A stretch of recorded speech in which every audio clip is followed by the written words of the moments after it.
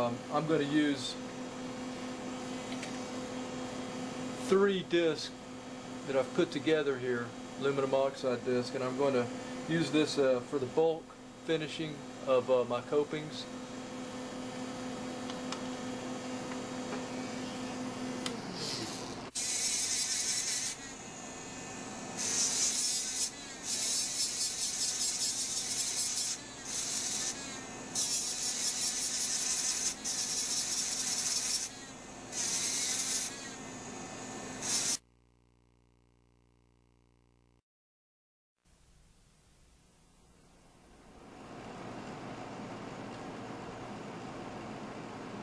Okay, after bulk finishing the copings, I'm putting them back on the model and taking a look at them.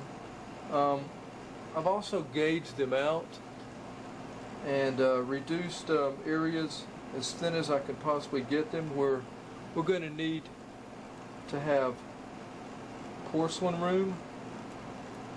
For example, on the clearance, on the occlusal, and on the buccal and lingual, and I've got them pretty thin.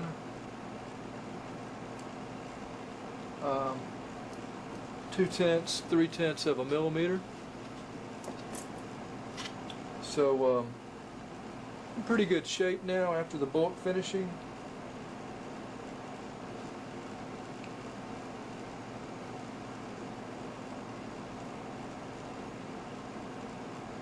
So now I'm going to move on to my mounted points. They are also aluminum oxide.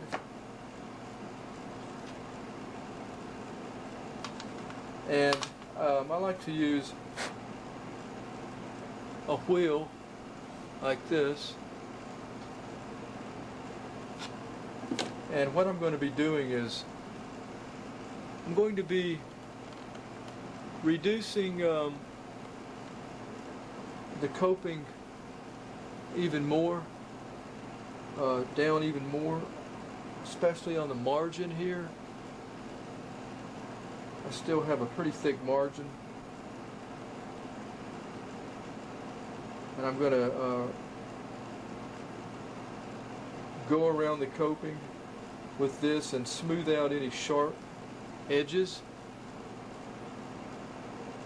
and just make it a lot smoother than it is right now. I'm going to define the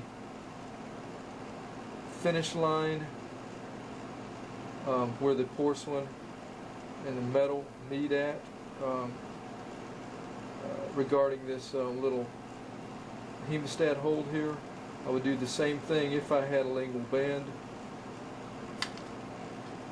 And so I'll use a regular hand piece. Now I don't put the copings on the die for this. You just need to make sure though that you're not damaging the die when you do it. Because a lot of times it will get hot.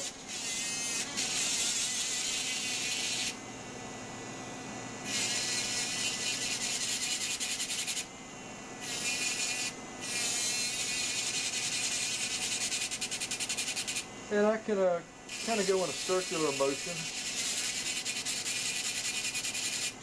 or a back and forth motion. I also like to use a truing stone here to shape my stone.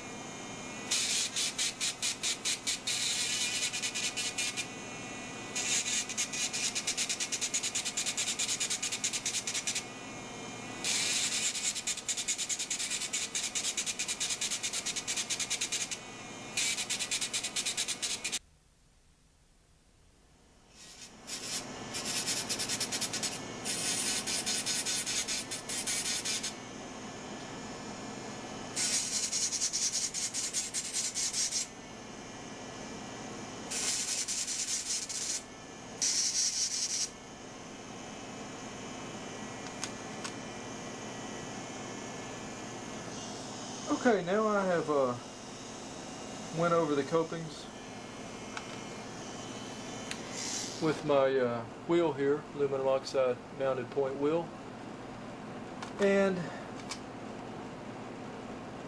I've smoothed any square, sharp edges, flattened out the margins a little more. And so the last thing that I do, or the last wheel that I use, I like to use an inverted cone. And what I'll do with this is finalize the margin. I will make it even smaller and sharper, so that it will be flush. Pretty much it will be flush with the die here, and it will be a smooth transition from the die to the coping. I'm not going to make it so thin that it starts flaking. That's what I want to stay away from. I want to also not create like a feather edge margin.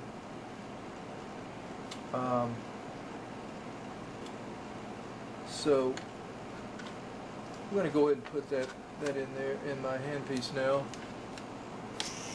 and this is a brand new stone, so I will kind of shape it the way I like it. I'll even reduce the speed a little bit on my handpiece. Now I'm putting the copings on the die for this.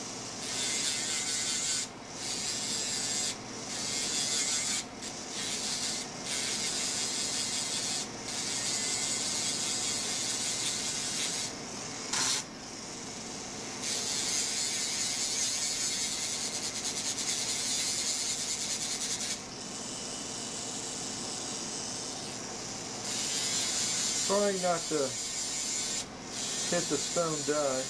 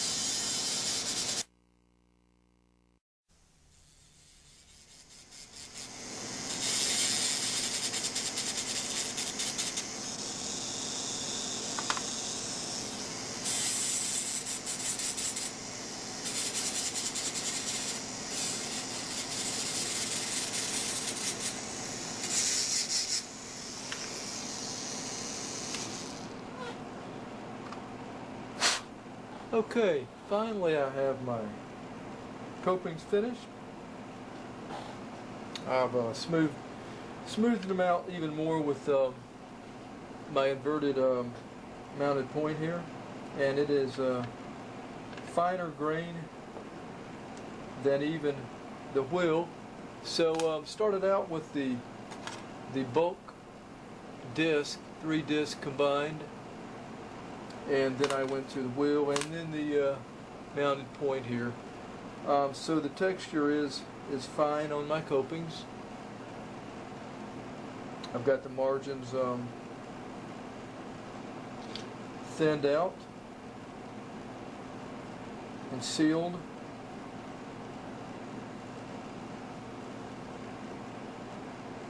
I've tried them back on the models to make sure that everything looks good with clearance.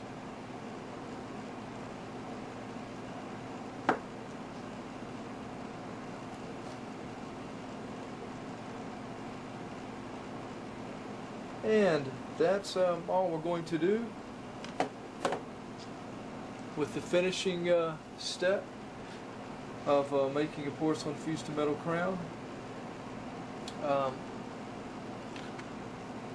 Now we can move on to the ceramic phase. We'll be sandblasting these copings.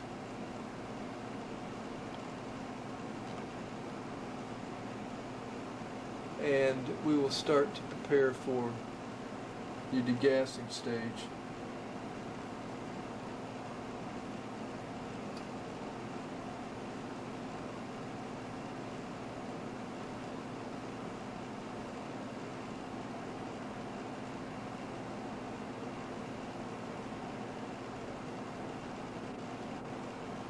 So we can do that at this time.